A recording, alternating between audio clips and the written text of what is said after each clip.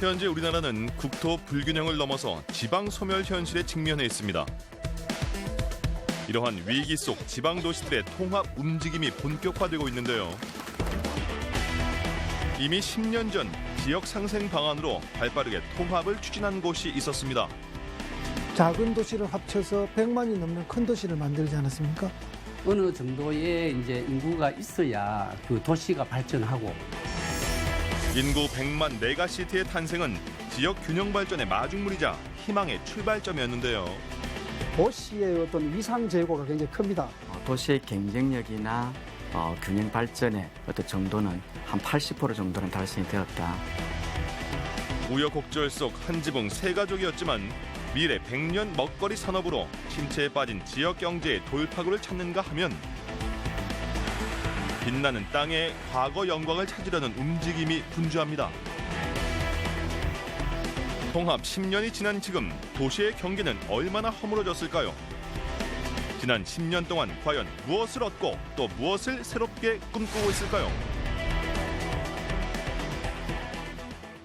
디지털 뉴딜이 청와대에서 열린 한국판 뉴딜 전략회의. 여야 대권 잠룡들이 한자리에 모였습니다.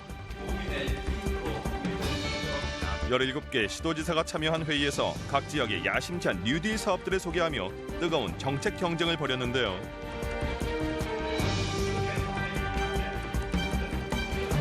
이 자리에서 김경수 경남도지사는 한국판 뉴딜이 성공하기 위해선 반드시 지역 균형 발전이 필요하다고 강조했습니다. 수도권과 비수도권이 함께 갈 수 있도록 한국판 뉴딜을 지역 균형 뉴딜로 지역이 앞장서서 성공시키도록 노력하겠습니다. 그간 정부는 뉴딜의 기본 정신으로 지역 균형 발전을 제시했는데요. 대한민국을 지역에서부터 역동적으로 변화시키겠다는 정부의 강력한 의지입니다.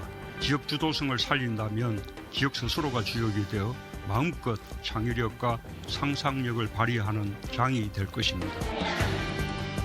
하지만 4차 산업혁명을 기반으로 한 성장 산업이 몰리며 나날이 도약하는 수도권과 달리 제조업 중심의 지방 도시들은 여전히 어려움을 겪고 있는 게 현실.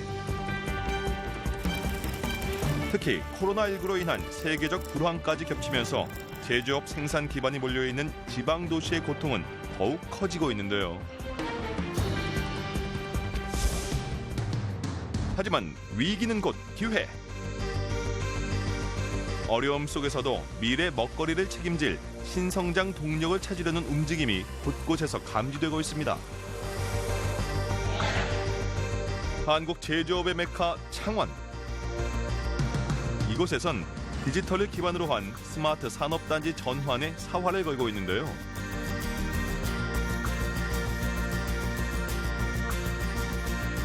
창원 국가산업단지에 입주한 이 업체는 인공지능을 제조업에 접목해서 현재 자동차 부품을 생산 중입니다. 사람이 했던 일을 AI가 학습을 해서 AI와 로봇이 연결하게 되면 예전에는 자동화가 안 됐던 것들도 자동화가 되는 경우가 있고요. 그런 부분들을 지금 미리 연습을 하고 있는 그런 공정입니다.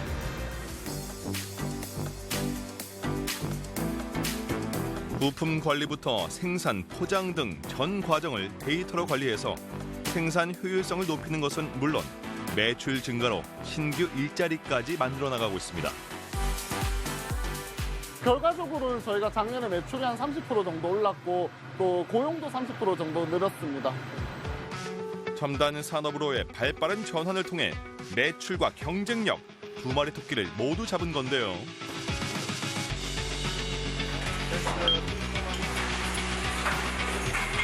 노후 산단의 고질적인 문제를 해결하고 제조업 혁신까지 이뤄냈다는 평가입니다.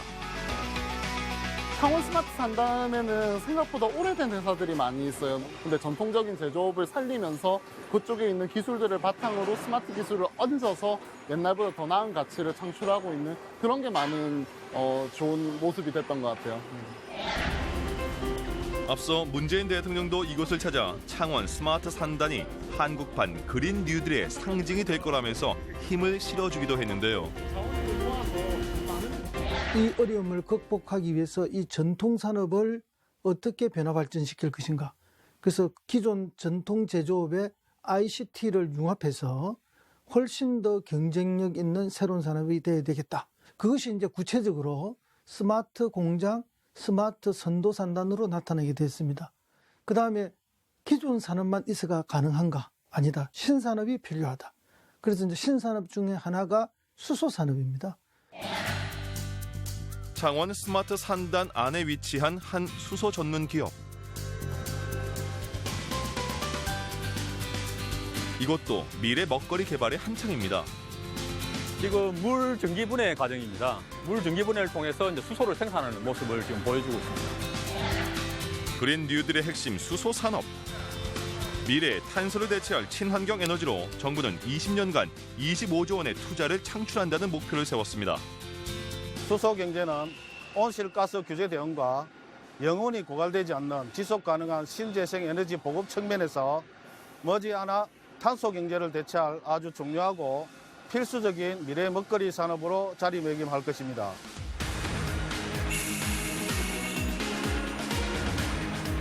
수소 산업 생태계 구축을 통해 딱딱한 제조업 도시 이미지를 탈피하고 미래 친환경 수소 도시를 선도하겠다는 건데요. 수소 산업이 해외 성립과 나란히 갈 수 있는 그런 계기가 되지 않겠나 이렇게 생각하고 있습니다. 창원은 통합 10년을 맞아 그린 뉴딜 사업뿐만 아니라 문화 산업 육성에도 나서고 있습니다.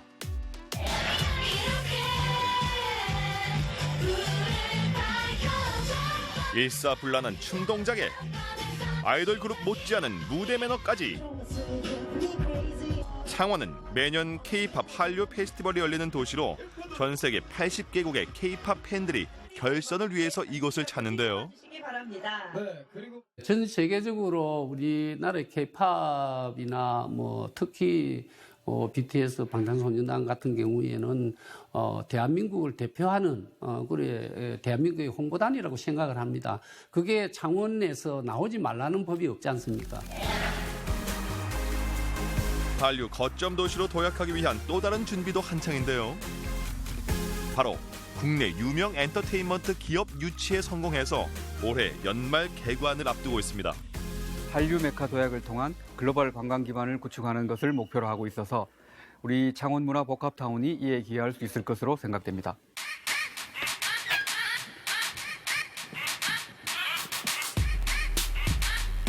특히 이곳에서는 어디에서도 경험해보지 못한 최첨단 시설들과 다양한 콘텐츠들이 가득합니다.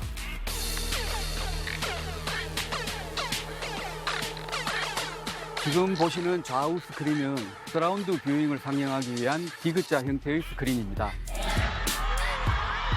지금 좌석을 뒤로 다 밀쳐서 스탠딩 공연으로 했을 경우에 더욱 현장감 있는 생생한 콘서트장에 와 있는 듯한 경험을 하실 수가 있습니다. 이 중 가장 기대를 모으는 건 홀로그램 공연장입니다. K-팝 스타들의 공연을 바로 눈앞에서 보는 것 같은 생생한 경험이 가능하다는 건데요. 특히 이곳은 지역 간 문화 격차를 해소할 새로운 장을 마련했다는 점에서 큰 의미를 지닙니다. 근데 다 수도권에 있거든요. 근데 지방에는 아무 데도 없습니다. 지방에 있는 K-팝이나 이런데 열광하는 청소년들이 수도권에 가는 비용이라든가 이런 거를 하지 않고 지방에서도 충분하게 항유할 수 있고 그런 문화적인 수혜를 있게 될 수 있다라고 보고요. 창원 문화 복합타운이 완공되면 연간 30만 명이 찾는 한류 메카 도시로의 성장이 기대되는 이유입니다.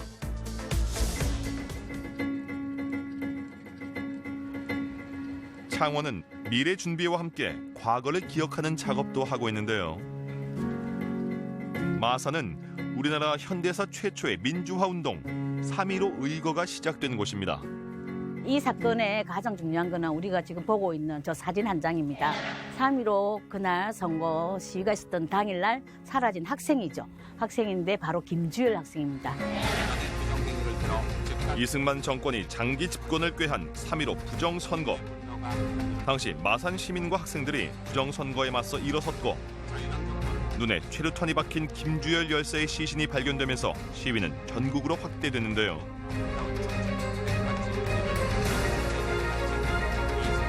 이는 4.19 혁명으로 이어져 이승만 대통령의 하야를 이끌어내기도 했습니다.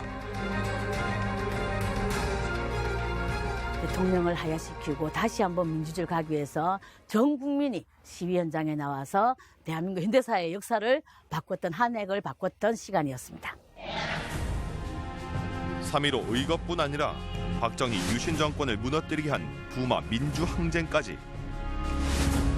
마사는 우리나라 4대 민주항쟁 가운데 2건이 발생한 민주화의 성지입니다. 창원시는 통합 10년을 맞아서 김주열 열사 시신 인양지 근처에 민주주의 전당을 건립할 예정인데요. 민주화 역사와 시민 정신을 미래 세대에 전하는 창구 역할을 할 것으로 보입니다. 우리가 역사를 잊은 그대에게 미래가 없다고 했습니다. 이러한 현장들이 제대로 구성이 되어서 전해져서 우리 아이들이 자긍심을 가질 수 있는 대한민국 국민이 되기를 바라면서 그 첫걸음을 창원시가 민주주의 전당으로서 시작되기를 바랍니다.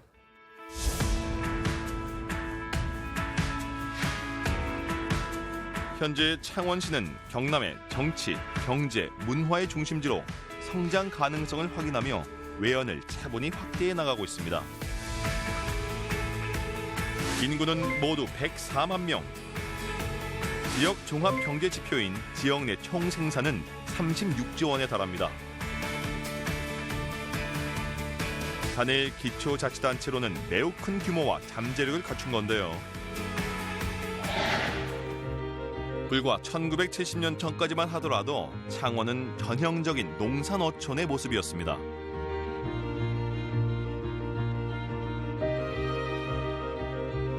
하지만 1970년대 산업화 과정에서 기계공업도시로 조성되고 마산 수출 자유지역 등이 경제를 선도하면서 도시는 비약적으로 성장했는데요.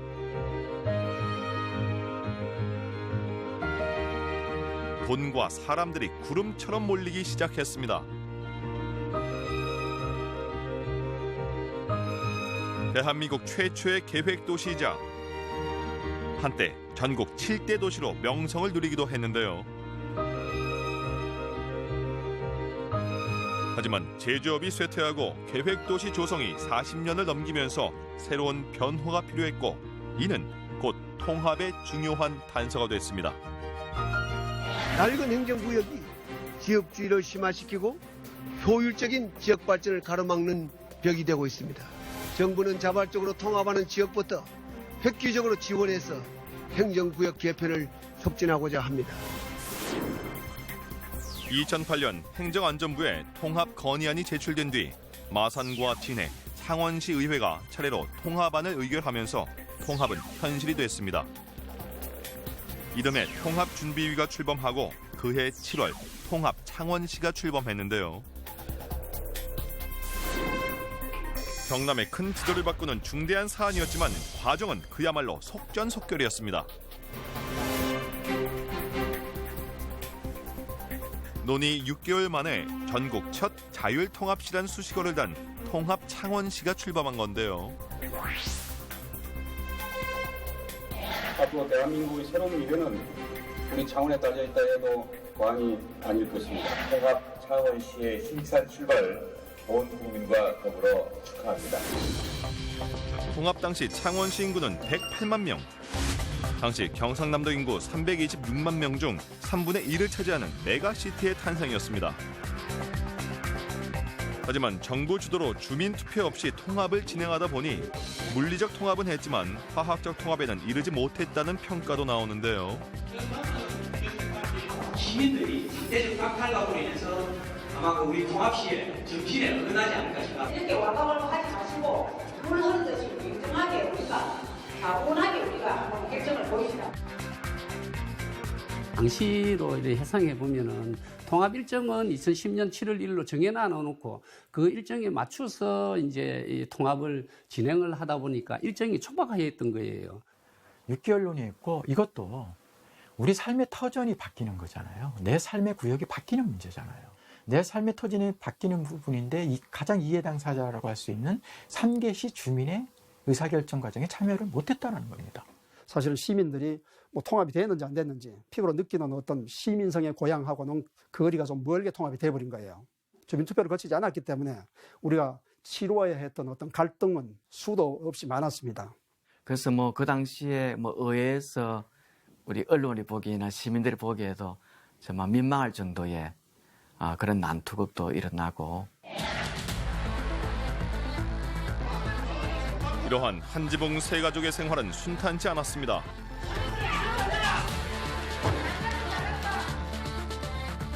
당장 통합시 명칭과 청사 소재지를 두고 갈등이 불거지기도 했는데요. 마산과 진해가 통합시청사가 들어설 공동 1순위 지역으로 선정됐지만 입씨름만 되풀이하다 결정을 미뤘고 결국 옛 창원시 청사를 그대로 사용하기도 했습니다. 갈등은 여기서 그치지 않았습니다. 창원시가 NC 다이노스 야구단을 유치하면서 새 야구장을 어디에 지을지를 놓고도 다툼이 이어졌습니다.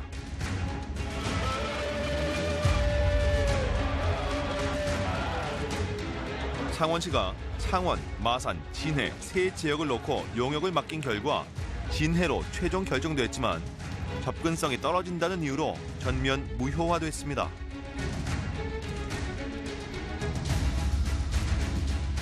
야구단 측에서도 여러 차례 마산에 새 야구장을 지어달라고 창원시에 요구했고 결국 마산 종합운동장 그 자리에 1,200억 규모의 새 야구장이 들어섰습니다. 이후 계속되는 논쟁에 야구장 이름조차 쉽게 지을 수 없었습니다. 창원 NC파크 마산구장이라는 긴 이름이 붙게 된 이유입니다. 통합 전에 급하게 어쨌든 결정했던 부분과 그 이후에 도시공공시설의 지역적인 배치의 합리성이라고 하는 측면 간에 충돌이 일어난 거죠. 정치적 고려로 인해서 야구장 입지를 결정하려다 보니까 시민들이나 또는 의회 내에서 정치권에서 갈등이 증폭될 수밖에 없었던, 그래서 정치권이나 행정이 주도하는 그런 통합은 좀 부적절하다. 그것은 갈등의 단초가 된다 생각합니다. 이것이 통합 창원시의 교훈이다. 구역 통합은 됐지만 화학적, 정서적 통합은 아직 좀 시간이 좀 필요하다라는 거고요. 이익을 본 지역은 없고 다 손해봤다라고 생각하는 것 같아요. 그러니까 이런 게 이제 심리적으로 좀 깔려 있는 것 같은데 통합 당시 10년이 지나면서 이런 부분은 많이 이제 완화가 됐어요. 그렇다면 통합 10년이 된 지금 시민들의 마음은 통합의 정신에 걸맞게 과연 하나가 됐을까요? 시민 1,000명을 조사한 결과 긍정평가는 81.3%로 부정평가 18.7%를 훌쩍 앞섰는데요. 통합에 자부심이 있다고 대답한 시민 역시 82.8%나 됐습니다. 당시 이해 갈등을 몸소 체험한 세대들은 10년이 지난 지금 어떤 생각을 하고 있을까요? 향토 문화 사학자이자 50년 창원 토박이인 양혜광 씨. 그의 오래된 앨범에는 창원과 마산 그리고 진해가 하나가 된 과정들이 빼곡히 기록되어 있습니다. 창원, 마산, 진해가 또 한 시로 이렇게 탄생을 한다는 그런 역사적인 날인데 잊을 수 없죠. 강산도 한 번 변할 만큼의 세월이 지났건만 아직도 그날은 어제 일인 듯 생생하기만 합니다.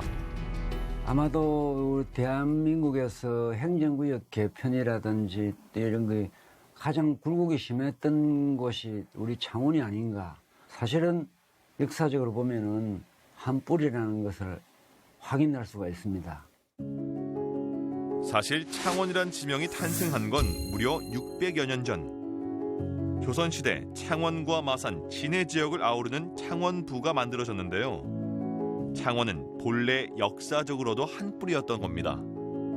다 한 뿌리였는데 이런 생각을 가지고 또 우리 후손들한테, 젊은 세대들한테 이런 과정을 모두 설명을 해서 앞으로 더 화합하고 단합하는 그런 통합 창원 시민이 되어야 되지 않을까 이런 생각을 가지고 있습니다.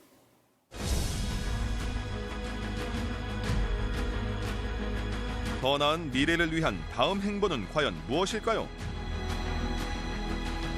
창원시의 목표는 이제 특례시 지정으로 향합니다. 특례시란 광역지방자치단체와 기초지방자치단체 중간 형태로 자치활동 분야의 폭넓은 재량권을 갖는데요. 창원시를 포함해 인구 100만의 대도시들이 특례시 지정을 추진하고 있습니다.